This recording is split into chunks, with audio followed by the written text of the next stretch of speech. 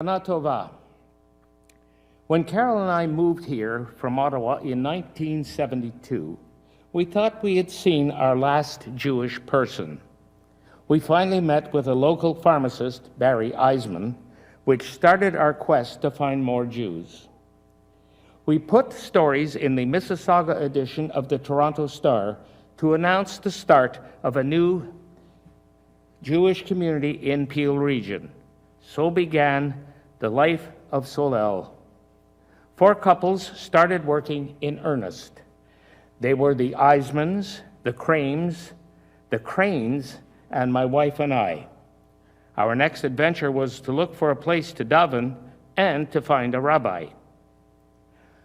On the first night of Pesach, 1973, we had our very first Seder at the Erin Mills Information Center, which was led by Les Crames and me.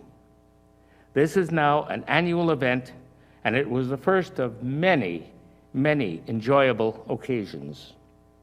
That spring, Rabbi Englander joined our congregation.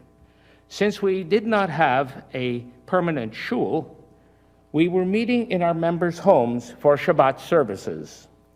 Finally, thanks to Cadillac Fairview, we were able to use Glen Erin Hall, which many of us called the Shul on the Hill, to hold our services. At the first high holiday service with our new rabbi, we felt it was time we looked to our future with great expectations. Luckily, that worked out very well indeed. As I was part of the religious committee at that time, we wanted, among other things, to be sure we could meet everyone's style of services, keeping with our diverse Jewish heritage and kavanah. Those services on the high holidays were very gratifying. We all joined in the services, singing along with our rabbi, and we were making lasting friendships. It set the tone for all future services. We didn't need a choir. We were, and still are, the choir. In the shul on the hill, the weather was a factor. If it was warm, we schwitzed. If cold, well, at least the building was heated. However, if it was snowing, or if there was a lot of snow on the ground, we would have to push some of the cars up that very narrow and rutted hill to the parking area. I was one of the original editors of the Shamus, and the opening statement was, "Come join the action at Solel," and obviously, everyone did.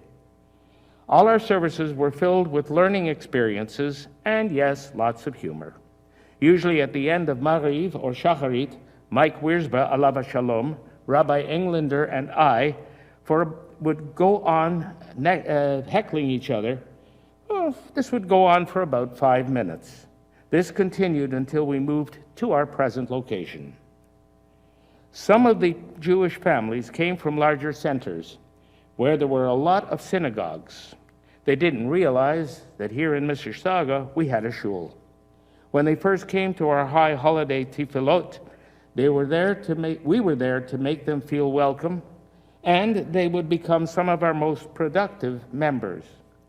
The high holiday services made all who attended feel like we were part of a large family. For me, I always knew that the shul was an extension of my home. Probably our best achievement was integrating our shul with our Hebrew school. I remember an incident when I was doing a course on religious items used in the shul.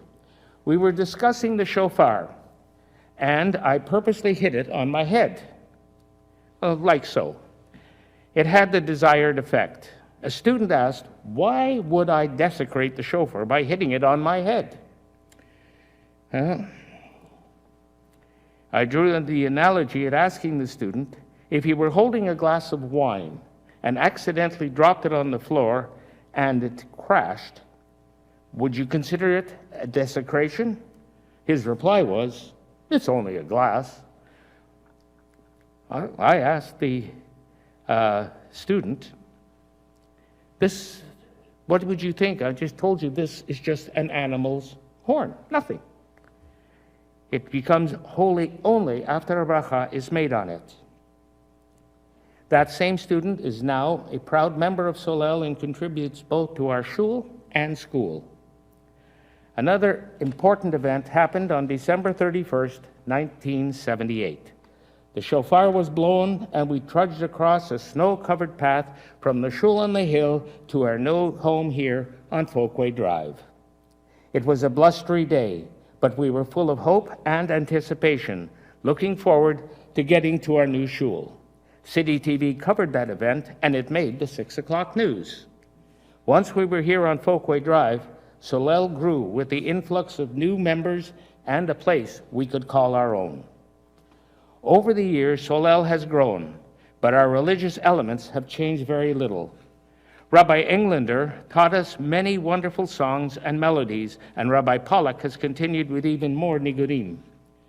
We at Solel have been very fortunate in having both religious leaders here.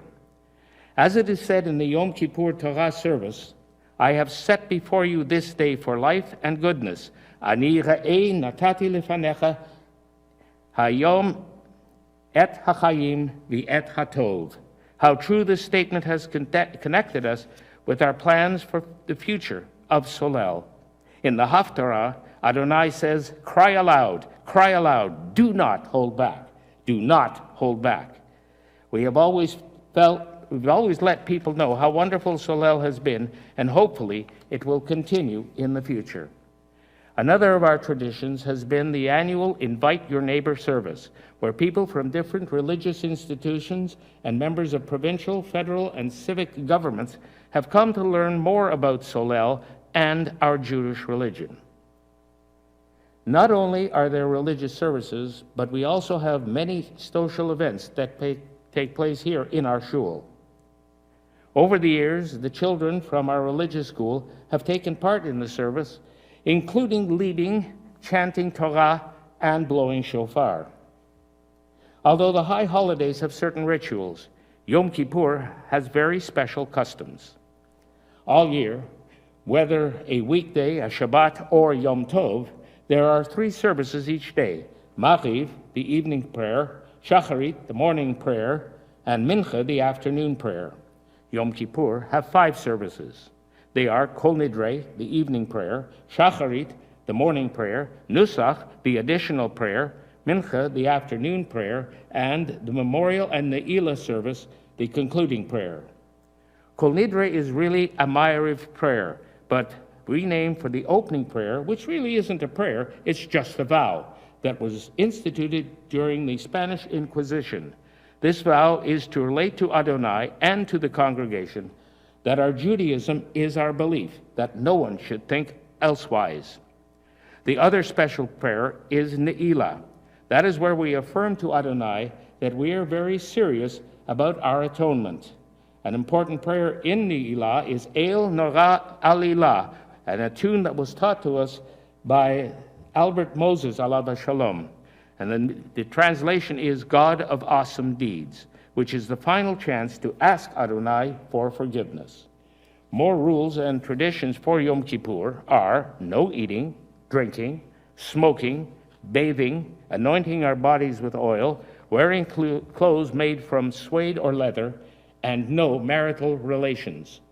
On Rosh Hashanah, Adonai is said to write our name in the book of life. On Yom Kippur, we are taught that by doing teshuvah, tefillah, and tzedakah, we prove to Adonai that we should be written in for a good year and a healthy one. Fasting has derived from a belief that for one day, one can deny ourselves food and drink in order to focus on our spiritual needs. This custom should not be incumbent on those under the age of bar bat mitzvah or those who are pregnant, ill, or needing to take prescribed medications. Although this may be not incumbent, but if they show desire to do so, that's fine. Another custom is to wear something white to show our pure intentions.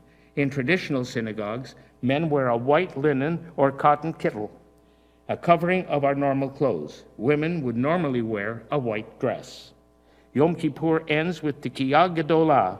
This custom recalls the shofar blowing when Moses received the 10 Commandments at Har Sinai, Mount Sinai. The past year and a half has been a trying time for all during the COVID-19 pandemic. Solel has handled the situation with our heads held high. During these high holidays, we are starting to get back to some sort of normality. Last month, we began having our congregants back in our newly renovated building. We are looking forward to our future. Thank you, and Gemar Chatima Tova.